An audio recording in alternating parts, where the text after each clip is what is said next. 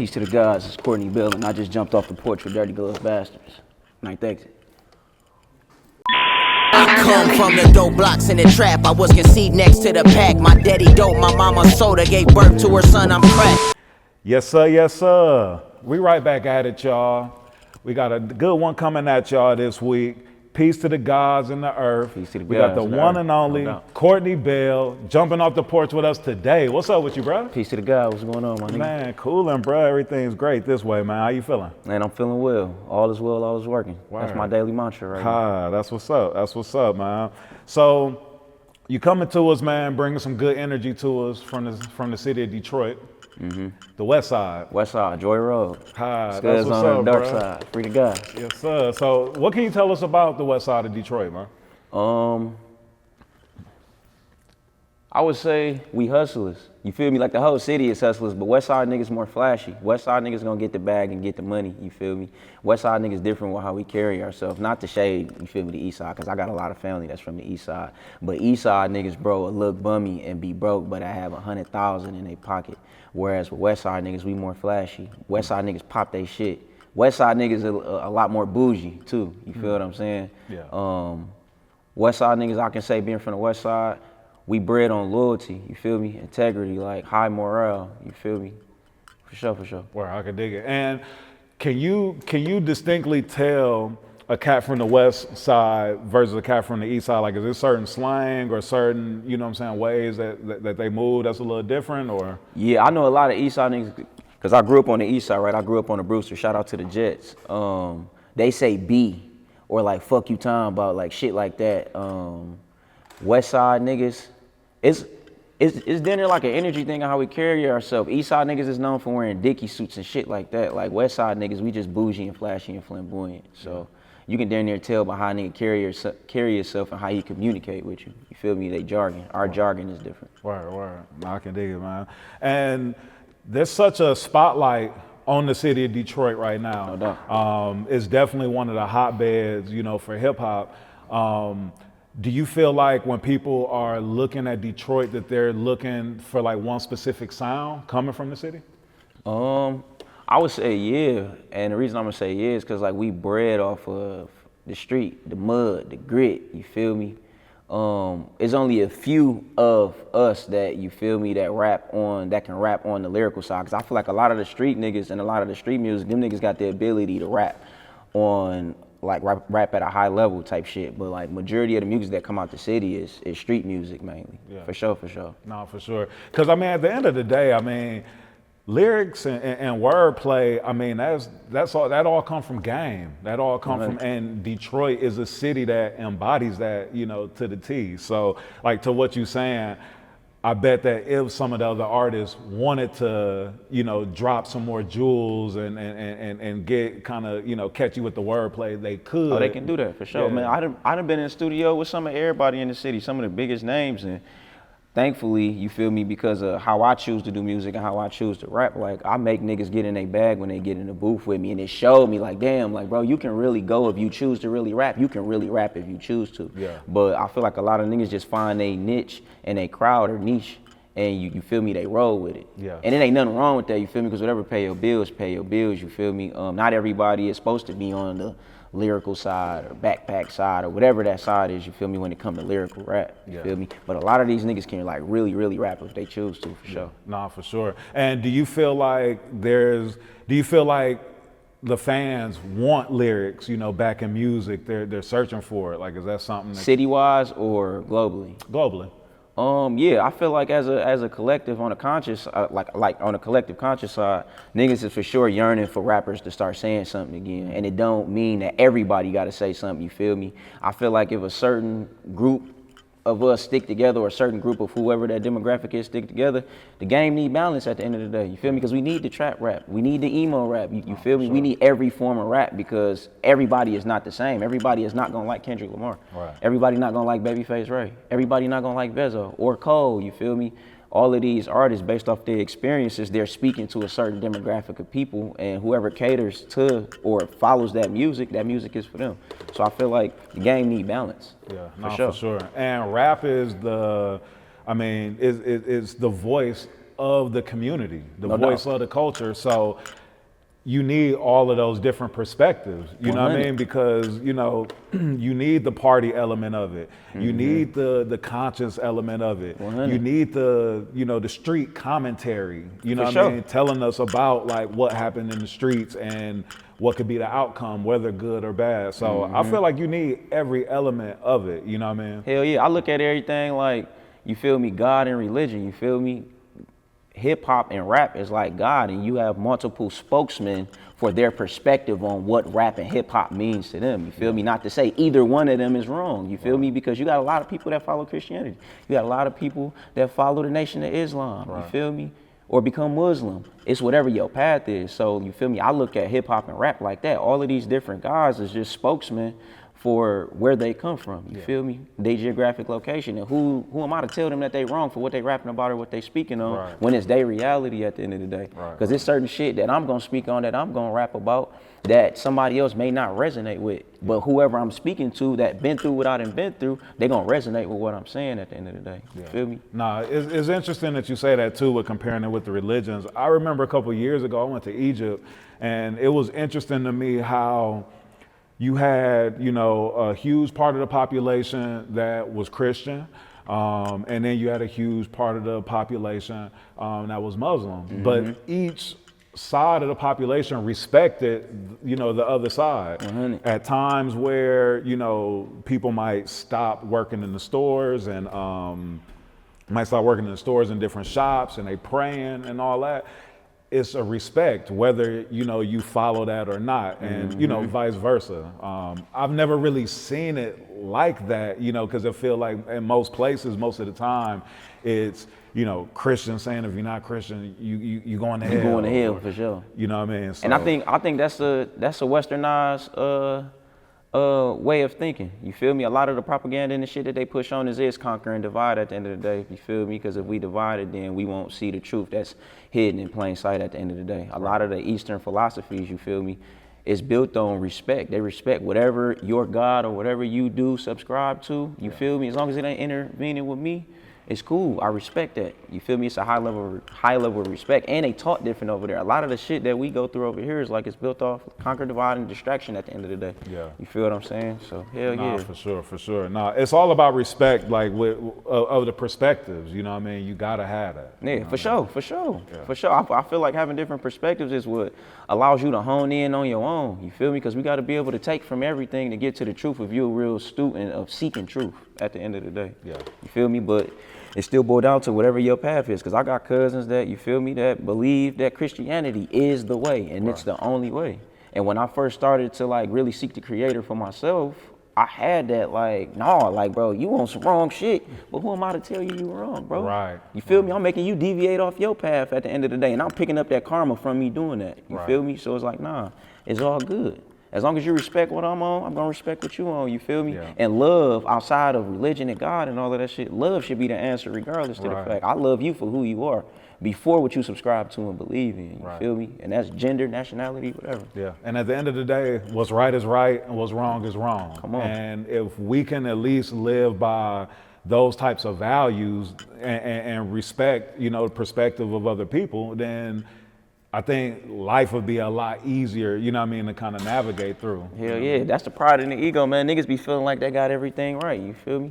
And majority of the time, we can believe in something, and just because we believe in the shit don't make it right at the end of the day. We can be wrong like a motherfucker. Right. So I just be doing my best with working with my head down when it comes to spirituality and having my own relationship with the Creator, you feel me? And if I can take something from another religion or another school of thought, then you feel me, I take from it, because the truth don't need no explanation. It just is at the end of the day, you feel me? I don't gotta explain God. I don't have to explain. Everything just is when it comes to the truth. So I just do my best with working with my head down, you feel me, and staying as noble as I can with it. Right, nah, for sure. So what made you decide to use your real name as your rap name?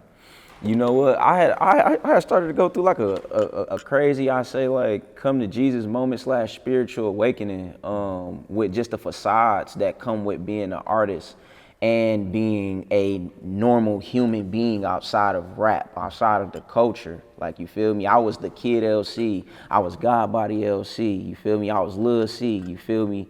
to so many niggas in my hood, in my neighborhood. But then when I go to my grandma, I'm going to kiss on my grandma, and I'm little Courtney to her. You feel what I'm saying? Because I'm a junior, me and my pops got the same last name. So when I started to like dive deep into myself, I just came to the realization like, bro, go by your real name, bro. You ain't no nigga that's gonna rap for gimmicks, or you don't have to have a gimmick with what you own. Not to say niggas who got names is gimmicks, but you feel me? I just wanted to be me. And I feel like over the past few years, I just been shedding.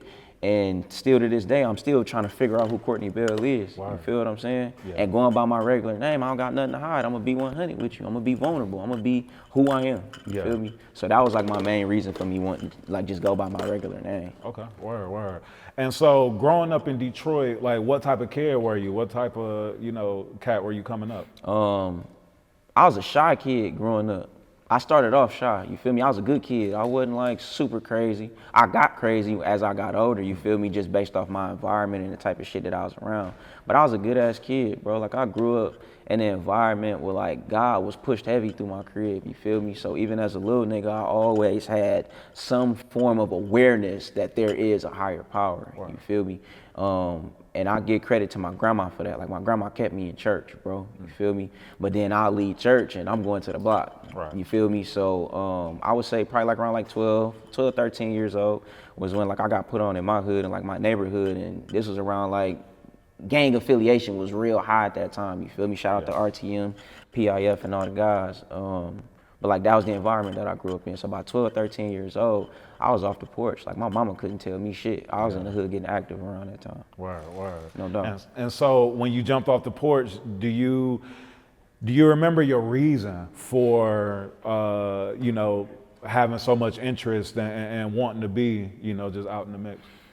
Yeah, I feel like my older brothers was in the hood, my cousins was in the hood, but most importantly, it was like I was a loner kid because like I'm the middle child, so like I wasn't getting attention from my mama like that. I wasn't getting attention from my daddy, so like I'll go outside and it was niggas that like, of course we all little kids, but like these niggas started to become my brothers at the end of the day, you feel me?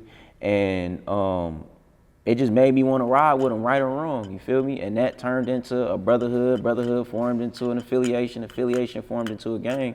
Before you know it, I was full-on fledged outside. Yeah. But it all started from childhood traumas that I wasn't aware of until now, you feel me, that pushed me to jump off the porch, you feel me? Yeah. And did you have any big homies back then kind of showing you the way, or like?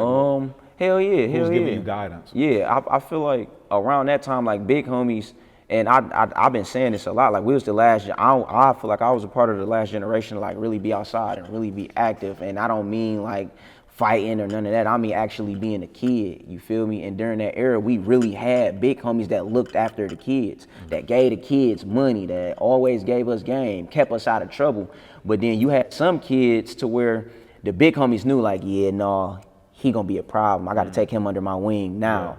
Which is something that they don't do now, you feel me? The OGs and some of the big homies want to be the young niggas now, you feel me? It's a crazy time we living in. But a lot of the big homies in my era, like they was giving us game. They ain't want us in the street. They was keeping us off of the block for real, you feel me? They was paying us money to rap and freestyle and run to the stove for them and shit like that. So a few of my big homies that I had when I was a kid, I still got to this day. Word. And at what point did you know that music was gonna be the direction that you were gonna be going in? Like, were you in the sports early or in the other parts of the arts? Or? Yeah. I grew up, my auntie Nisi put me in martial arts when I was like 5 or 6 years old. So I practiced martial arts for a few years. I always had love for martial arts in general. But outside of that, man, anytime I played sports, bro, it was because a lot of my niggas in the hood was playing sports. Like, I played football when I was in high school. I was actually a good player too, but I didn't have a discipline, like my heart wasn't in it at all. But football, martial arts, those really was my main too. I was too short to hooping was never my thing. I'm horrible in basketball. Word. I'm horrible. I don't think I've ever heard a black man admit that. Like, most of us, bro, I'll bust your ass, bro. Hell no, I ain't one of them niggas that's gonna say I'm gonna bust your ass. I'm damn near the last nigga that's gonna get picked up. For sure, like, fuck, we got Courtney. I was for sure that nigga, for sure. Hooping was never my thing. Word. I can shoot, you feel me, but as far as running up and down the court, playing fundamental basketball, I'm blind already damn near, bro. So my hand-eye coordination and all of that shit is horrible. I ain't even fucking around. Word. But football and martial arts for sure. I stopped martial arts once I got like 12 or 13. So like around 12 or 13, is when I knew like music is what I'm doing for the rest of my life. Word. Regardless to whatever happened, I'm gonna always come back to music. Music is gonna be my thing for sure. Word. And so when I hear you speak now, a lot of it has to do with like a lot of it has to do with discipline. I hear you talking about discipline and that being a huge part of your life. Was martial arts sort of introduction? The foundation to that. Okay. Hell yeah, martial arts was most definitely the foundation of that. And just converting my diet. When I converted my diet over, I had to become disciplined, you feel me? Because I'm around a bunch of bacon eating, hot wing, chili cheese fry eating people in my family, you feel what I'm saying? So like when I decided to make that transition with my diet, I had to have it here that I was never going back, or at least for that time being, because it started off with just being like, man, I'm about to do 40 days just to cleanse my body out.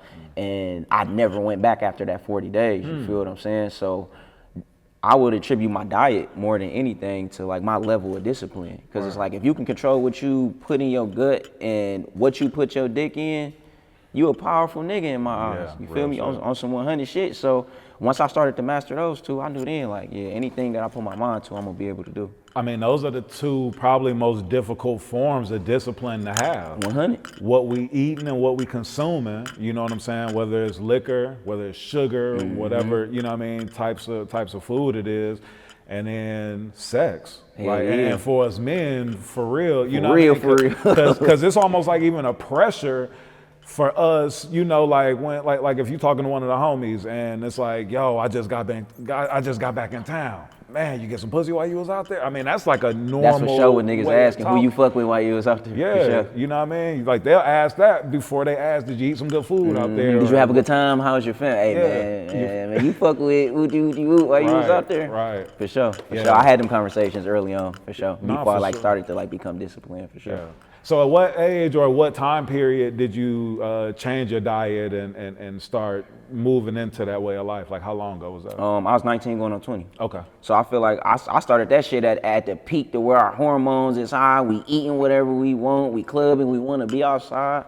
Shit, I just feel like, you feel me, the higher power, the Most High had another calling on my life, you feel me? Because as I was going through my transition, I can't tell you no niggas around me that was really on what I was on, which is why I took heed to it and honed on to it, because a lot of my niggas locked up, dead, or like they heavily involved, you feel me, on the block and in the street way, you feel me? So when I started to have my awakening, a lot of my niggas was looking at me crazy, like, nigga, what is you on for real? You feel me? Yeah, for sure, because at that age, that's not a normal age to get that mind state, you know what I mean? Like normally at 19, 20, we doing whatever we want to do. We, you know what I mean? We on a you only live once type of mentality. You know what I'm saying? So I'm sure that like your peers looking at you, you know, crazy. You know what I mean? Like, and I think there was more so looking at me crazy was because when I started to finally make the decision to get right and get my shit together spiritually, or try to discover what God was or who I was coming to them feeling like they had to do the same shit because that was my calling at that moment in time. So a lot of my niggas damn near didn't want to be around me no more, you feel me? Because I was coming to him like a preacher. It's like, damn, man, here this nigga go. You feel me? Every time a nigga pull up to the block, you just see niggas' hands going like this. Like, man, here this motherfucking nigga come. You feel me? So it took years for me to get out of that mindset, though, you feel me? Because I just felt like, man, if I'm getting right, bro, I'm telling you, this is it. This is what we need to be on. This is the path we need to be following. When at the end of the day, you feel me? That shit was just for me.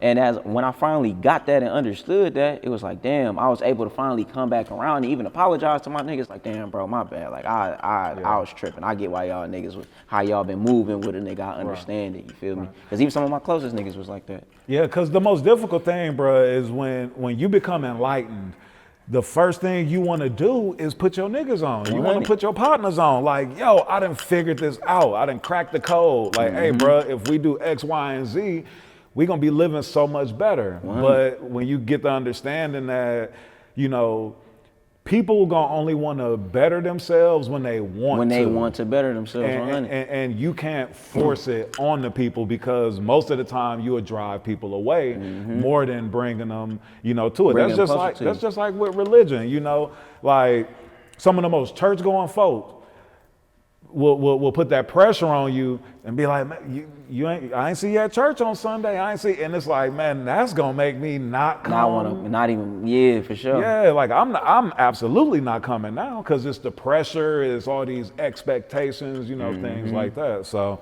and it's damn near like a form of false humility too. I feel like, you feel me? Like when I got that aha moment, like, man, let your niggas be them, bro. You feel me? Embrace them for who they are at the end of the day. You feel me? Because they love you for who you are right now. Like, you just going through like a mental crisis in a way because you discovering yourself and you shedding so much and you questioning so much about reality and life and God and all of that. You feel me? But once I finally got through that phase, man, me and my niggas been locked in ever since then. You feel me? And I learned when to speak and when not to speak now. You feel me? Even if I know one of my niggas is saying something crazy or they on some complete bullshit, I just be there and listen, like, for sure, type shit, you feel me? Right. Or, you feel me, I'll be completely engulfed in the conversation, you feel me? But when there's moments that I feel like I need to say something, like, cause like everybody's going through like a lot of health issues right now, ironically, on some weird shit. So like when it's anything tied to health, I ain't playing about that. Like I'm gonna say something to my nigga like, yeah, bro, you need to stop eating this. Or nigga, you need to stop smoking. Or nigga, maybe you need to stop popping perks, bro, because that's why your kidneys is fucked up. That's why this is hurting. Like, just take a break from it. But I don't pressure niggas no more. I just give my opinion and leave it alone. Like, bro, I'm gonna just drop this for you. If you don't pick it up, that's cool. That don't mean it ain't gonna be there for you when you ready to pick it up. Right. You feel me? Right, yeah. Because it's like, it's a thin line between like letting your people do them and then just kind of like not caring no more. And letting them self-destruct. Yeah, and you don't want to let folks self-destruct, but at the same time, you can't be preacher. You know what I mean? You can't come and be too preachy. You know what I mean? For sure. Yeah. So diving back into the music, at what point did you know that you really had a love for music and start recording? I would say I started recording like around 14 or 15. So around 14 or 15 years old, I had like cousins that were like big producers in the city back home. They were called No Speakers. They had a studio out in Southfield, you feel me? And they started to let me record there for free.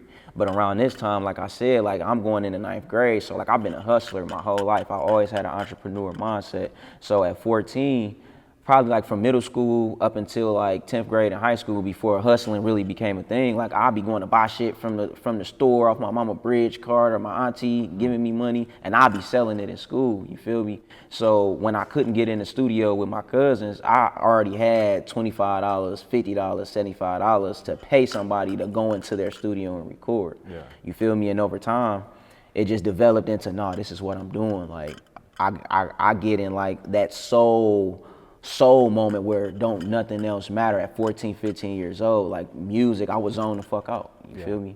For sure. Word. And who are some of your influences early on? Pac, hands down. Pac can go down as one of my favorite rappers of all time. But around that time, 14, 15, man, YouTube had just started like really going. So like Wiz Khalifa was going crazy. Tyga was going crazy. I was listening to Lil Wayne at that time. Scarface. I didn't really discover like my love for Jay and Big L until I got a little older. But it was a lot of the internet niggas was popping around that time. I got on Kendrick when I was like in 10th grade, maybe 11th grade. Wow. So I started to listen to him, but even then I didn't become a fan of him until like my freshman year in college. But it was mainly Pac. Like my mama played Pac. He damn near her favorite artist, so I would say Pac is like my biggest influence for sure. Word. Nah, that's what's up. And at what point did you know that it was time to really take music serious? Like, was it something where you heard people rapping your lyrics, or where people were giving you props? Like, at what point did you know, like, I really got to do this? Well, my Uncle Nardi died. Okay. My Uncle Nardi died, rest his soul, in 2017. Everything prior to 2017, like I would get respect, I get props in the city for being one of the best lyricists, if not the best lyricists in the city for our generation. But like that didn't really do it for me, you feel me? Because I was still discovering myself spiritually at this time. I'm young still at this time too, you feel me? My early 20s. And yeah, like that space when I lost my uncle, because my uncle was the first nigga to ever believe in me with rap, period. Mm-hmm. Like he knew even when I was a kid rapping on the block that like, you got it. This is what's gonna change your life, stay on it. So when he died, like I had a battery in my back to like, in your honor, at least, if I don't even do it for myself, you feel me, which is a little crazy, but in your honor, like I gotta do this shit now, you feel me? But I'd say my uncle for sure, around 2017. Word. No, that's what's up. You got a line where you said, "Let's trade trauma for wisdom." Mm-hmm. What do you mean by that? So for me, I just started to become aware of like childhood traumas, you feel me, and how that shapes us and molds us. So like trading trauma for wisdom is like learning from the experiences that we grew in. That we grew up in. You feel me? Learning from them and becoming a better person. Because a lot of times, like we be stuck in cycles. You feel me? In habitual patterns. And if we not practicing mindfulness and awareness of that shit, we gonna keep repeating the same exact thing and never grow. You feel what I'm saying? So trading trauma for wisdom is exactly that for me. Yeah. Like learning from shit that my mama did to keep me from repeating the same shit, you feel me? Sure. Or if I picked up certain habitual patterns that I'm ready to change or that I don't like about myself, it's seeing it and getting to the root of the shit, getting it out of my awareness, you feel me? And trading it for wisdom, because wisdom ain't nothing but applied knowledge at the end of the day. Nah, for sure. I mean, getting to the root of it is probably one of the most difficult things, like finding our triggers. You know what I mean? Like, what are those things that make us react in certain situations? You know what I mean? I know earlier you were speaking on, finding, or as you were learning about yourself, finding out about some of the childhood trauma that you had that you didn't even know about, and that being the reason and why you may have reacted. Jumped off the porch and got active. Yeah, for sure. Absolutely. How do you feel, like, how are you able to learn about yourself the way that you have been doing?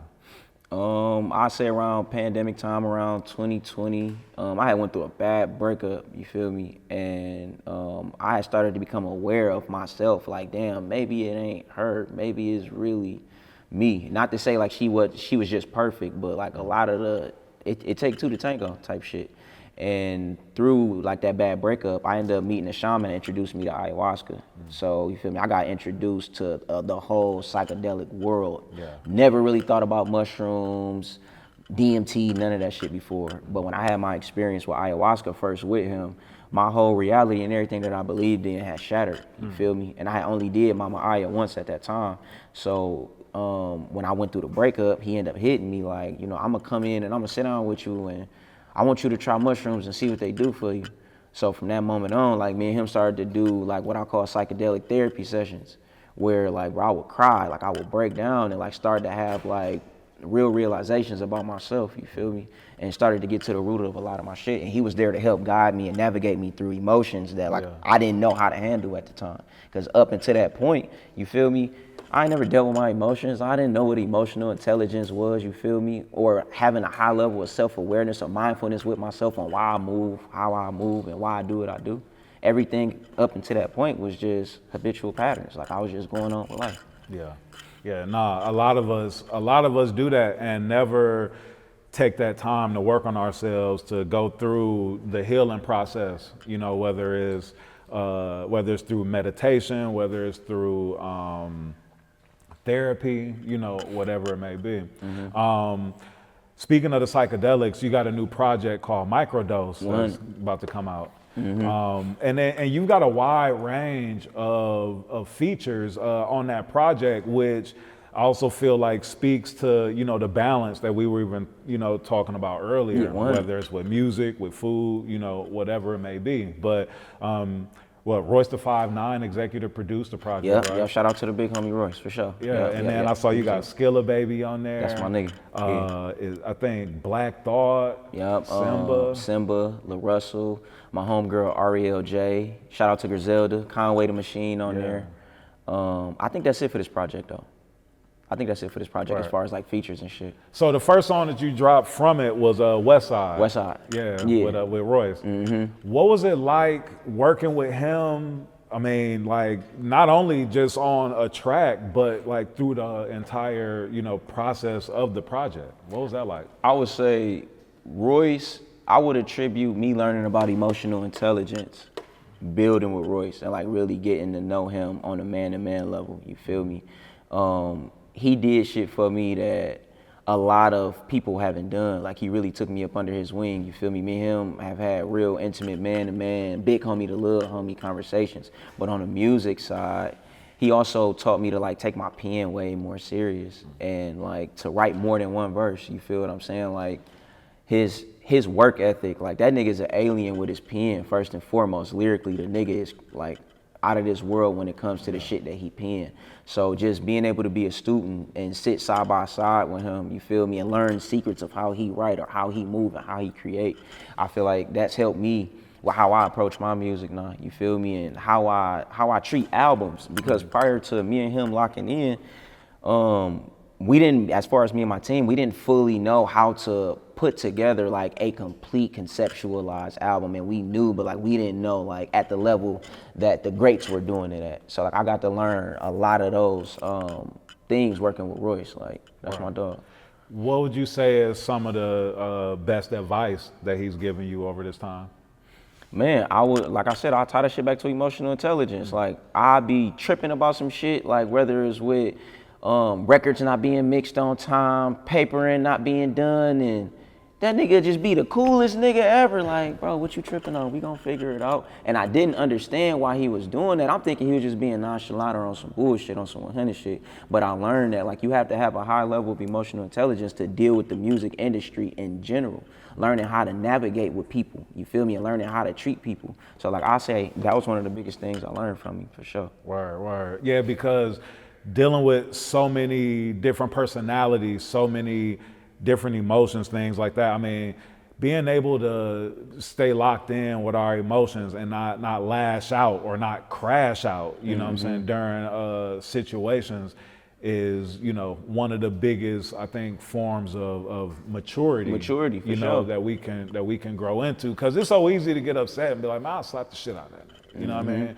But to go through something and to be able to brush it off, or to understand that like some things we can't control and there's nothing we can do about it. So you might need to take some breathing techniques or whatever and take a moment and then get right back to it. You feel me? Or just being level-headed, you feel me, and not allowing ego and pride to like make you crash out, you feel me, to die or get life, you feel me? Because I know a lot of my niggas that they weren't taught emotional intelligence, bro. They didn't know how to process or deal with their emotions, and due to the lack of that, them niggas either dead or locked up based off a simple decision, you feel me?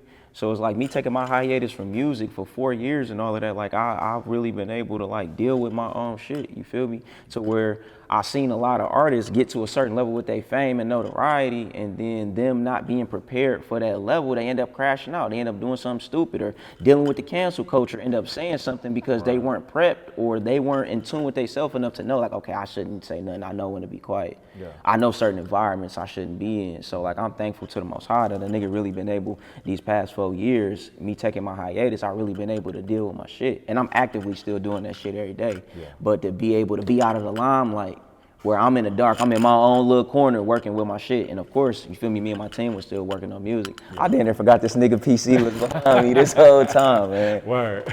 This one of the greatest niggas ever, man. This nigga's responsible for who I am as an artist in general. Like he helped me level up completely from a man level. This my big brother, you feel me? But he also my executive producer at the same time. So everything that comes out sonically from me, this man right here. Word. Shout out to Ink Time. That's what's up, man. Say, how important is it to having a thorough team around you? Man, I feel like that shit make or break you at the end of the day. You feel me? I feel like we can go to the stars with the right team, but with the perfect team, we can go beyond that shit.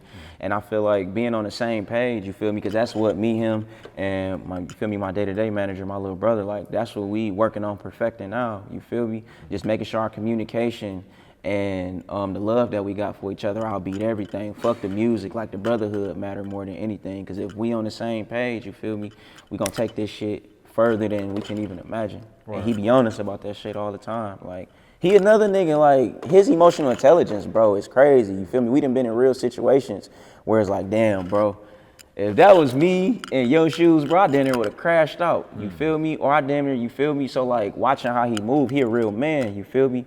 So you are who you hang around at the end of the day, you feel me? So like he's a real big brother, you feel me, to me and my little brother, because I'm in the middle of both of us, because my manager, my day-to-day manager, that's my little brother, you feel me? So it's like, man, this nigga is like one of the greatest niggas of all time in my eyes, bro. Just his morale and his high level of integrity, bro. Like he a man that stand on principle outside of the music shit, and the nigga got a heart of gold, and he a real one, real street nigga. Nah, super important to have good people around you, people you can trust, and people who will call you out if you're not standing in line, and being on point on your shit. So now you mentioned that Royce, helped you to, to be able to put together like a full, like themed type of project.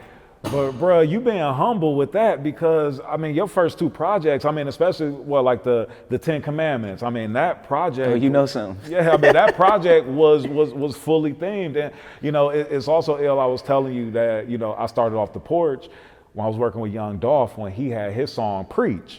So we had done the 10 Dolph Commandments back then, and what I mean. So it was just interesting, for me to see that was your first project. But I mean, that was a project put together with a theme that that where you went into the album and came out of it like with a certain vibe, a certain feeling.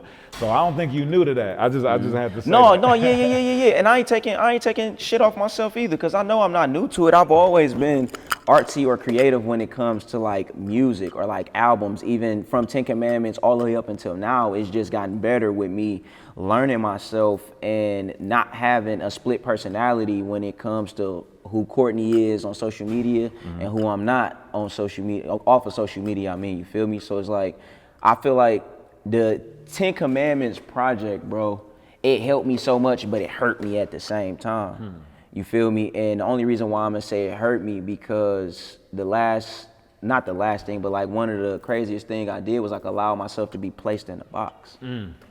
So now it's like if I'm to somebody who's a fan of Courtney Bell, you gonna come and, oh, Courtney Bell be on conscious shit. He be on fruitarian shit. He be on ... When in reality, nigga, like, yeah, I be on awareness, I be on all of that shit, but I'm really a street nigga from Joy Road, one of the worst neighborhoods in Detroit, Michigan. Right. You feel me? I really got a background. I really got a story. You feel me? Certain people don't play with me. Like, people will kill about me. Yeah. And I feel like with 10 Commandments, I had just placed myself right here. You feel me? And that was like real one-dimensional. But at that time, like, I was so, and I'm still super very in tune with the Creator and the Most High, but at that time, I wanted my first body of work to be like my first fruit. Like, I'm giving my first body of work, like, this is a dedication to the Most High. Thank you. Because there's so many situations, even around that time when that project come out, so much street shit that I had made it out at that time. So when I transitioned over into my second project, which is Poverty Stricken, another conceptualized themed project, I started to show layers of myself, and I lost like majority of my fan base because majority of my fan base was conscious. And at that time, in that era, there's a lot of fake woke shit going on, you feel me? A lot of people that want to portray on social media like they this and they that, but in reality, they not. They got skeletons in their closet and they don't fuck shit and bullshit majority of the time too, you feel me? So like, I had to go through like really shedding and letting a lot of who Courtney Bell was in that phase of my life go and start to step into who I'm becoming now, you feel me? Which is Courtney Bell, you feel me? Before, like, it was a lot of facades and masks I was wearing, bro. Yeah. You feel me? And I got tired of doing that and tired of being that. You feel what I'm saying? It's interesting how change, whether it's professionally or even in your personal life, can force you to drop dead weight. No doubt. Like I'm sure you experienced changing as a man in different ways. Some of your partners, probably certain people that was around in the beginning, not around. Not here, no. You know what I'm For sure. saying? No more. For sure. And then how you just spoke on musically as you were learning yourself more and giving fans a different type of perspective. The other people who were expecting one sound or one vibe, they slowly, you know what I'm saying, fell off the wagon. Shit, ain't no slowly. They got the fuck on expeditiously. They got the fuck on fast. Like, Yeah. I lost a lot of my fan base and my supporters fast as fuck. Yeah. Like, I lost them fast. But that also showed me like what don't resonate with the frequency and the vibration you on, it naturally has to fall off. You feel me? It's part of the universal code. And so same thing with homeboys. Certain homeboys, as I grew and I started to have a different perspective on life, you feel me? A lot of them niggas, and we still cool to this day, but it wasn't like how I was then, where it was every day, because we had so much shit in common at that time. Yeah. And it be like that with family too. You feel me? A lot of family members I don't talk to every day. I still love them to death. You feel me? But I'm in a certain vibrational path. Like, I'm on a certain level of shit right now, you feel me? And those two things or two paths just don't align right now, and it's cool. Yeah. Feel me? How difficult was it for you to stay in your new path and sort of not go back? Because I mean, it could be a lonely road, you know, as you start, you know, losing some of those people, and some of them being people that you love and people that you may have held in a high regard. How difficult was it for you to stay on your path of the new phase of where you want to be? Oh, where I want to be? Okay, so from a street perspective, it was hard because I've always had one foot in the street and one foot in music, which is like due to like my lack of consistency within the music space and just like myself, not believing in myself and all of that. But from a street perspective, it was hard because financially, this is how I support myself. This is how I support my family, my brothers, my sisters and shit like that. So to turn away from that and not having 100% faith that the music was guaranteed gonna pay off was a very tough bullet to bite. And that's still something that I battle with on a day-to-day, like still now to this day, for real. But I've noticed since, you feel me, I've put both of my feet back in the music, I've gotten way more opportunities. So I'll rather go through the financial struggles, you feel me, where my pockets would be tight. Some days I may not have it, or you feel me, I may be fucked up a little bit. I'd rather go through that and push forward on a path. Now from a spiritual and just regular life shit, it started off hard at first, but like the more I started to see that me and certain people didn't really have shit in common, it made it easier for me to stay on my path. And I seen more benefits being on my path and really walking my shit than playing around with it. Yeah. But the biggest thing was like street for me, like the spiritual side. Like I already be on that. Like if a nigga don't be on what I be on, wherever we're supposed to be at, that's where we gonna be at, and that's cool. Cause I used to have this thing of like wanting to keep niggas around when you got love for them, you feel me, or you got history with them. You want them to go with you to this next level, you feel me. But the reality of the shit is everybody can't go. Yeah. Real shit. Yeah, everybody can't go. Everybody can't go with you. Yeah. And that's a hard pill to swallow when it's certain niggas that then slept on your couch with you. Y'all done shared clothes together. Y'all done broke bread together. You feel me? Y'all done went broke together. Y'all done had moments of being rich together. Yeah. You feel me? And as life go on, you feel me? Sometime niggas might do hoe shit to you. You feel me? And in a way of them doing that hoe shit, that was God's way of you severing the tie, because you wasn't gonna cut the tie with them. Right. You feel me? And I'm one of them type of people. If I really love you, like I got blind loyalty to you, meaning like you could be doing whole shit, but because I love you, bro, I'll be turning a blind eye to so much little sneaky bullshit you be doing. Yeah. But then that's the beautiful thing of having real niggas around you outside of yourself that don't share your perspective on life and don't share the love that you got with certain people. Yeah. They able to come right in and be like, yeah, that nigga a hoe ass nigga, bro. How you still be around him? You don't see how he be, or you don't see how she be. You feel me? So that's the purpose of having a good team, especially with music or just with anything that you do where you can see like with a reward is high. What'd you say? Butterflies don't have conversations with caterpillars. With caterpillars at all. You feel me? Yeah. It's a part of the transitional phase I feel like when you go into the next level. You feel what I'm saying? So I'm thankful for my team, because my team really keep me on my shit. Yeah. Like they don't sugarcoat nothing with me. You feel me? If music is not connecting, if I'm in the same pocket, the same cadence, he is infamous for that. Like, you feel me? If I'm in the same pocket musically, or if something ain't connecting, nah, bro, that ain't it. Keep going. And sometimes in my head, I'll be like, man, fuck what PC talk about, man. That shit's sweet, bro. But like, his ear is unheard of when it comes to like his taste in music. Like he cultured when it comes to music. So he ain't never told me and my brother nothing wrong, bro. Yeah. Never, not one time. I can't tell you one time where bro then said something and it was like, ah, damn, P, you wasn't right. Everything that this nigga done told us since we've been locked in been 100. Right. Did you ever think that a nigga from Joy Road would be sitting in front of a class at NYU talking and motivating some students? Nah, hell nah. That I'm still shocked by that. I ain't gonna lie, cause like I thought you was about to say something else. I'm about to be like, hell yeah, like my cousin T did it, like T Grizzly did a lot, like coming from our hood, you feel me? Mm-hmm. But yeah, nah, hell nah. I never seen it, for sure. Yeah. You feel me? What was that feeling like for, you know, those kids to really be looking up to you and being inspired and you know, looking for you to give them game and enlighten them on things? Shit, initially for me, I still battle with like social anxiety. It's not as bad as it used to be, but like I have social anxiety. So like sometimes, and it's crazy because I do music, but like talking in front of people or like rapping, like doing shows and shit, like I kind of freeze up. So once I warm up, I'm cool. But as I started to tell my story and really kick it with the kids, because I feel like us having the experiences that we have and being artists and having a podium to speak and knowing that kids is gonna follow behind what we own, I feel like what we tell them like really matters, you feel me? Yeah. And they hold our words near and dear. So I never wanna be the one that's gonna come and sugarcoat and fake and perpetrate and have a facade or image of. I'm gonna tell you the raw reality of at least my story and my perspective, you feel me? And it was like 2 students when we were leaving out, they was on some like, you actually made me cry, and whoopty whoopty whoop. And that damn near warmed my heart, you feel me? Because I got a welcoming spirit, you feel me? Whoever I do kick it with, they grow to love me instantly, you feel me? So it was cool. It was a beautiful experience for sure. Right. Nah, that's what's up. That's what's up.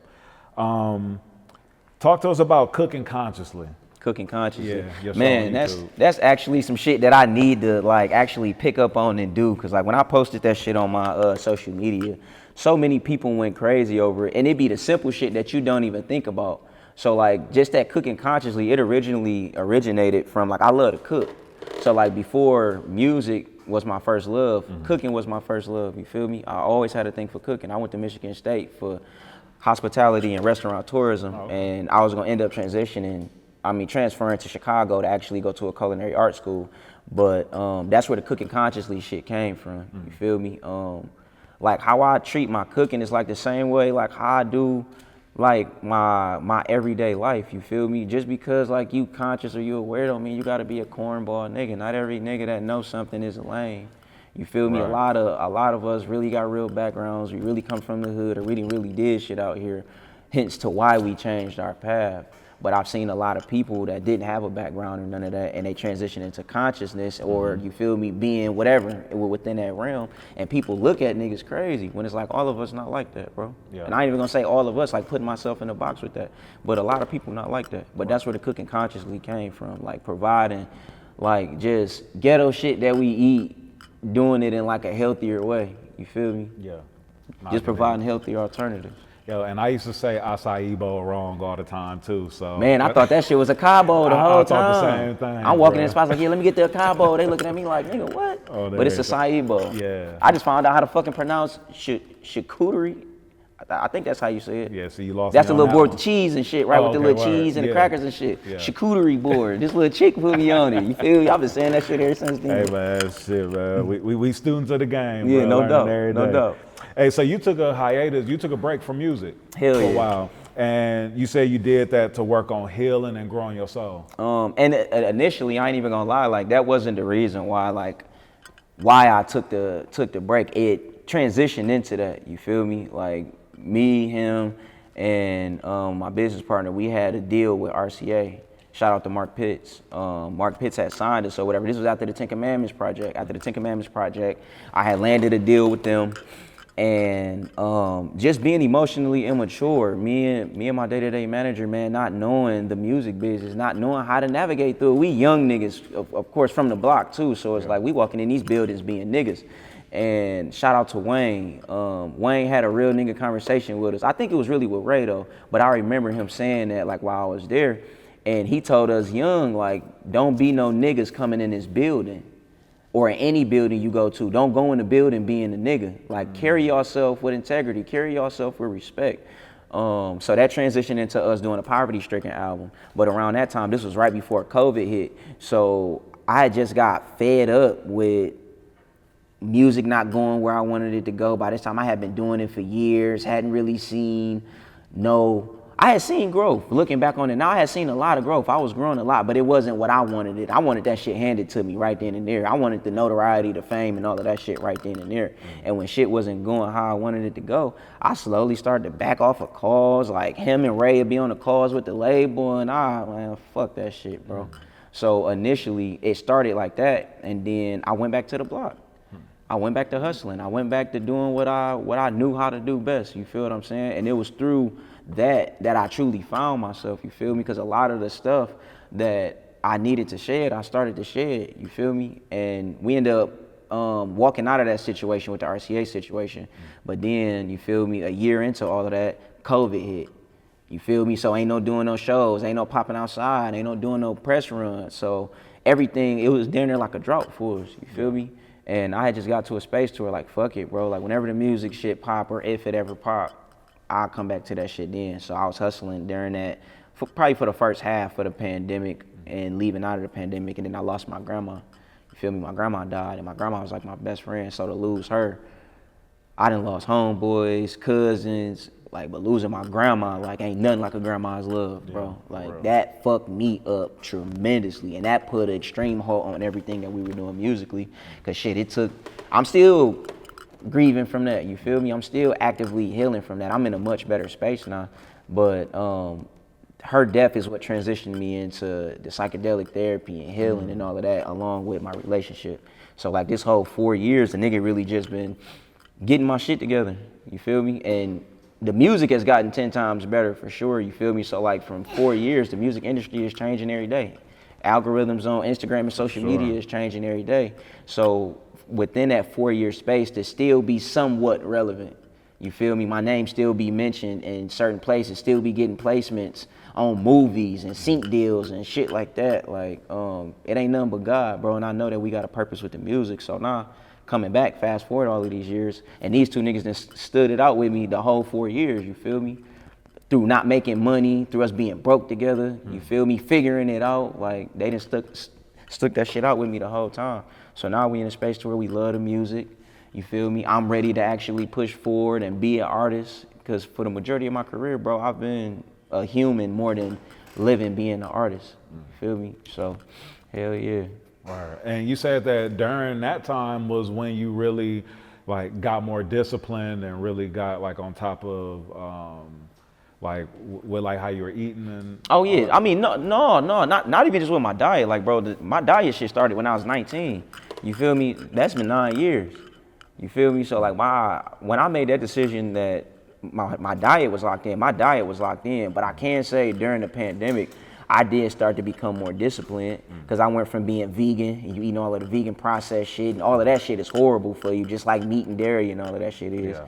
And I transitioned over to being plant-based. Okay. Plant-based is more holistic, you feel me? I'm still doing fried foods, but instead of doing the vegan fried chicken, I'm gonna fry mushrooms instead. Right. I transitioned from that into alkaline, so a lot of the alkaline foods was way better for my body. And now I'm like 75% practicing a fruitarian diet where I'm only eating all fruit. Yeah, cause I seen you giving advice while you was doing pull-ups.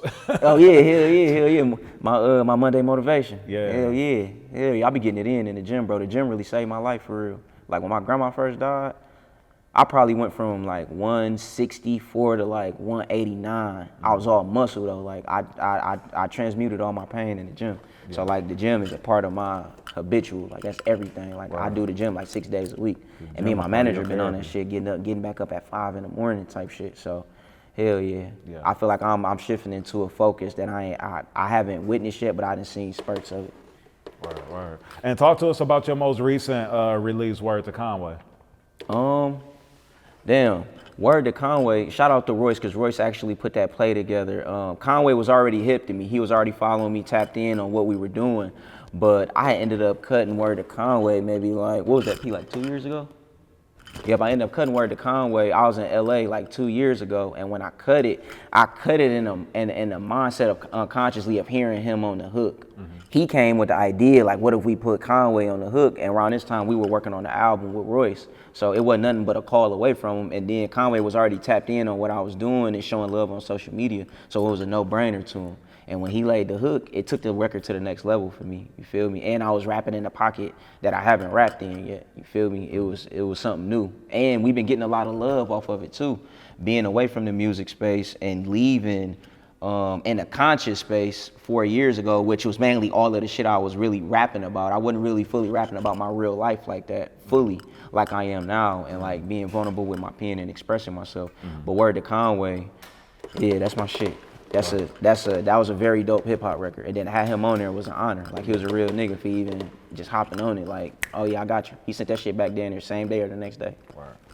And when you release Microdose, what do you want fans to leave away with when they listen to that project? A piece of who Courtney Bell is, truly. You feel me? I always say this. I don't want to persuade my fans or my supporters because I'm spiritual first, of course. So we always want to sprinkle little bits of that into the music, dropping gems for, you feel me, whoever the ears fall on. You feel me? Whatever we saying. But I want them to take pieces of who Courtney Bell really is, because I really want to start to be vulnerable and like really tell certain stories and narratives. And I got homeboys that's locked up, but like I want to tell their stories. So Microdose is just a taster of what's to come, because we got a full-fledged album that we've been working on for the past 3 years. That's coming right after this project. So Microdose was just like a skeleton or an echo, I say, of the records that was like the first track list of the initial project that's gonna come after this one. And this record's on there for some of everybody. Like, you feel me? My relationship with God and how I view religion. Women, you feel me? Street shit, politics, just everyday life shit on there. Yeah. All right. You said you have to be patient with yourself when you becoming a version of yourself that you've never seen before. Mm-hmm. At what point were you able to become patient with yourself? Shit, now. On some real 100 shit. Like, a lot of my words of wisdoms or anything that like I be getting, like as far as messages that I jot down randomly, I get them when I'm in the gym.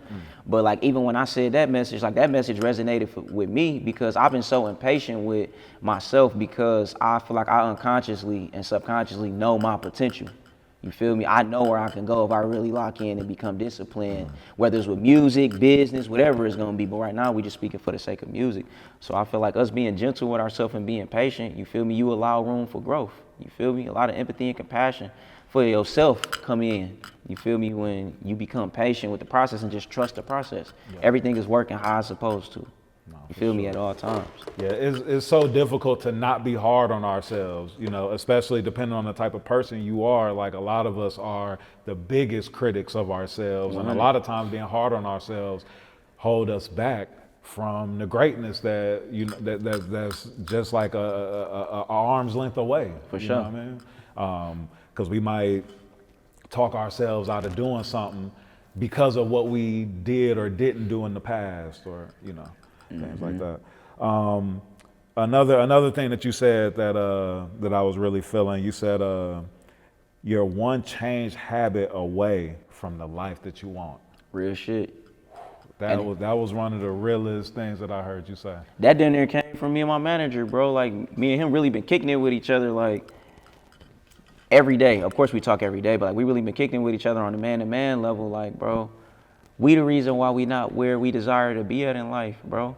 And it's small habits, tedious habits that niggas can change, bro, that'll turn us up drastically. Yeah. You feel me? Like knowing I need more time in the day, instead of me sleeping in, I need to be up at 5 in the morning, which is gonna help me better with my time management throughout the day and what I give my time and my energy to. Yeah. Because if I'm up at 5, I need at least like 3 to 4 hours to myself, meaning I need to get up and pray, meditate, hit the gym. That's already 2 hours gone already, you feel me? I need to come home, journal, make tea, read. So my first 4 hours alone, I done gave to myself. So whatever I gotta tackle and attack throughout the day, I got the mental space to handle everything. You feel me? Or the emotional space to handle everything. Yeah. So I feel like that shit is 100. You one habit away from getting to the life that you want to get to. You feel me? Absolutely. A lot of us don't know that's what is holding us back, whether it's, eating out every day, or if it's, our vices, you know what I'm saying? Whether it's drinking or smoking or whatever our vices are. Yeah, like you could be one habit away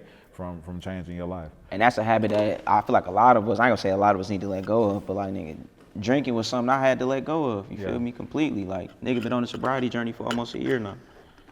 Right. Life changing, bro. Yeah, congrats to you too, bro. For real. What's one of the biggest life lessons that you learned? That the universe will continue to give you the same lesson until you see it.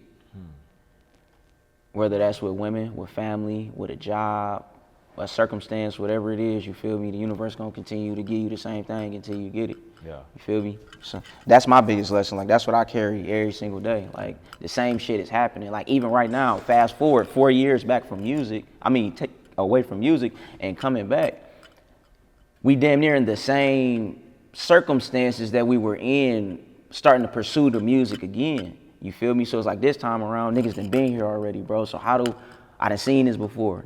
You feel me? And thank God I got mindfulness and my team got mindfulness. Be like, all right, bro, we done been here before. We know how to move around this. Now, you feel what I'm saying? So, hell yeah, that's one of my biggest lessons I carry every day. Word. Nah, that's what's up, man. What else you working on? What else you got coming up? The album after this, for sure. Right now, the main focus, of course, is Microdose. Like, we gonna come back and circle back around when it's time for the album. But just pushing myself creatively, saying shit I haven't said, jumping in pockets I haven't jumped in, and just working on being the best version of myself at the end of the day, a better example for myself at the end of the day. But right now, Microdose. That's the main thing we've been focused on, getting video shot, content shot, and just staying on top of that and get ready for release. Word. And shit, you got any shout outs before we wrap it up? Shout out to the hood, man. Joy Road, 9th Exit, man. Shout out to all the guys. Paid in Full, RTM, y'all know what it is. Shout out to Inkster. Shout out to the East Side, the Jets, you feel me? Long live Snoop, you feel me, my little brother. Long live my grandma, long live all the guys, and free the guys. That's what it do, man. Courtney Bell, appreciate you jumping off the porch with us, bro. No doubt, my name. Yes, sir. Come from the dope blocks in the trap. I was conceived next to the pack. My daddy dope, my mama soda. Gave birth to her son, I'm cracked.